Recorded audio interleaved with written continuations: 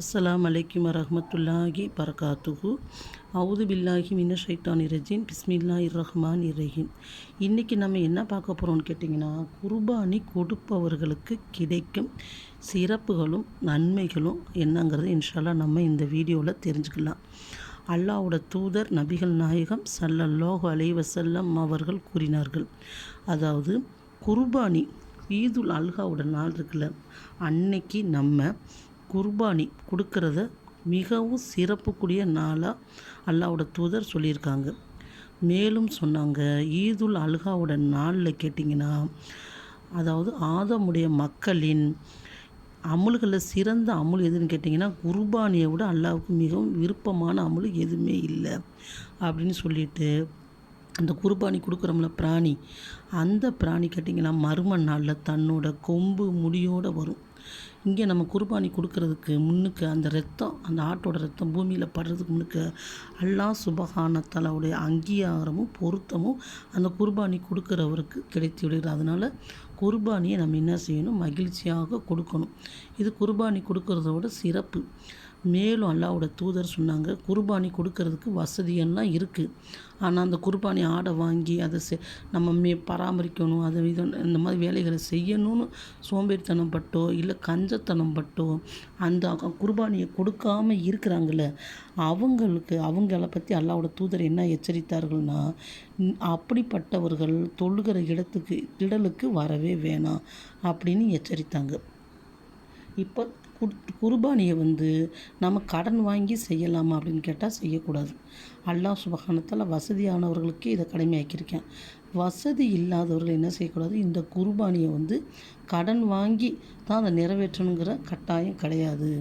மேலும் அல்லாஹ் சுப்ஹானஹு வ தஆலா தன்னோட திருமறை குர்ஆனில் கூறினா, நீங்கள் அடுக்கிற ஆடோட ரத்தமோ மாமிசமோ நம்மளை சேர்றதில்ல, இறை அச்சம், அந்த இறை அச்சம் தான் நம்மளை சேருது அப்படின்னு சொல்லி அல்லாஹ் தன்னோட திருமறை குர்ஆனில் சொல்லியிருக்கேன்.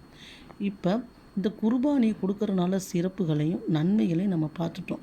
அப்போ இந்த குர்பானியை ஆடோ மாடோ ஒட்டகமோ, இப்போ ஒட்டகம் நம்ம இந்தியாவில் கொடுக்க முடியாத நிலைமையில் இருக்கும்.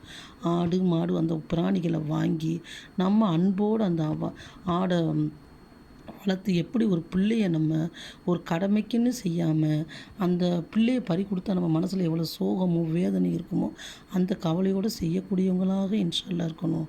அந்த குர்பானி பிராணியை கொடுக்கறதுக்கு சிறந்த நாட்கள்னு கேட்டிங்கன்னா, துல்ஹஜ் பிறை 10 பஜர் தொழுகையிலிருந்து அந்த ஈதுல் அல்ஹாவுக்கு தொழுதுட்டு வந்த பிறகுல இருந்து, அதே மாதிரி துல்ஹஜ் பிறை 12 அசர் வரைக்கும், அதாவது அந்த 3 நாட்கள் மிகவும் சிறந்த நாட்கள்.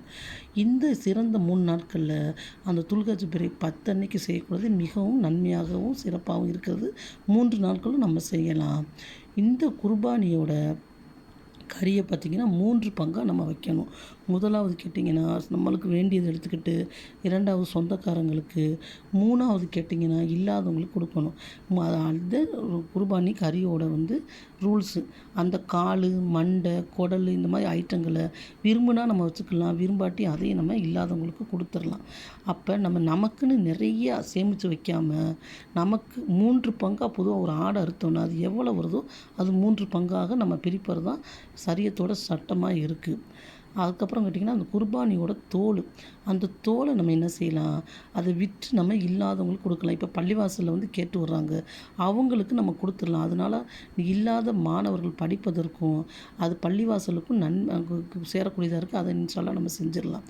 இப்போ அதே மாதிரி இந்த குர்பானியோட கறியை மட்டும் நம்ம மற்ற எல்லா பொருளையும் இந்துக்களுக்கு கொடுக்கலாம், அதே மாதிரி இந்த கறியை மட்டும் கொடுக்கக்கூடாதுன்னு சரியத் சட்டம் சொல்லுது. அடுத்து கேட்டிங்கன்னா, இப்போ ஒருத்தரை ஆடு அறுக்க வந்திருக்காரு, அவருக்கு நம்ம இந்த குர்பானியோட கறியவோ தோலவோ கொடுக்கலாம்னு கேட்டிங்கன்னா, அதுக்கு இணையாக நம்ம கொடுக்கக்கூடாது, காசை தான் கொடுக்கணும்.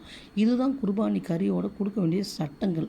முதல் நன்மைகளை பார்த்தோம், அடுத்து சிறப்புகளை பார்த்தோம், இப்போ கறி அதுக்குள்ள சட்டங்களை இன்ஷால்லா பார்க்குறோம். அது செய்யக்கூடிய நேரங்கள், இதெல்லாம் நம்ம இன்ஷால்லா நம்ம கட்டாயம் தெரிஞ்சுக்கிட்டு தான் நம்ம செய்யணும். அதே மாதிரி பெருநாள் அன்னைக்கு போகிறதுக்கு முன்னுக்கு நம்ம குர்பானி கொடுக்குறவங்க சாப்பிடாமல் போகணும். வந்ததுக்கப்புறம் மிக கவலையுடன், ஒரு கொஞ்சமாச்சும் நம்ம மனசில் கவலையோடு அந்த குர்பானியை கொடுக்கக்கூடியவங்களாம் இன்ஷால்லா இருக்கணும். அல்லாஹ் சுப்ஹானஹு வ தஆலா குர்பானிக்கு கொடுக்கக்கூடிய அனைவருக்கும் அல்லாஹ் அதிக நன்மையை தந்துடுவானா. அதிகமாக துவா செய்துக்கலாம்.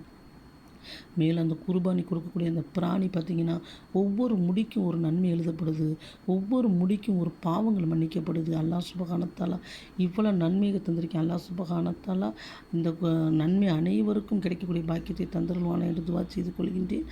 ஆமீன் ஆமீன் யா ரப்பல் ஆலமீன். அஸ்ஸலாமு அலைக்கும் வரஹ்மத்துல்லாஹி வபரகாத்துஹு.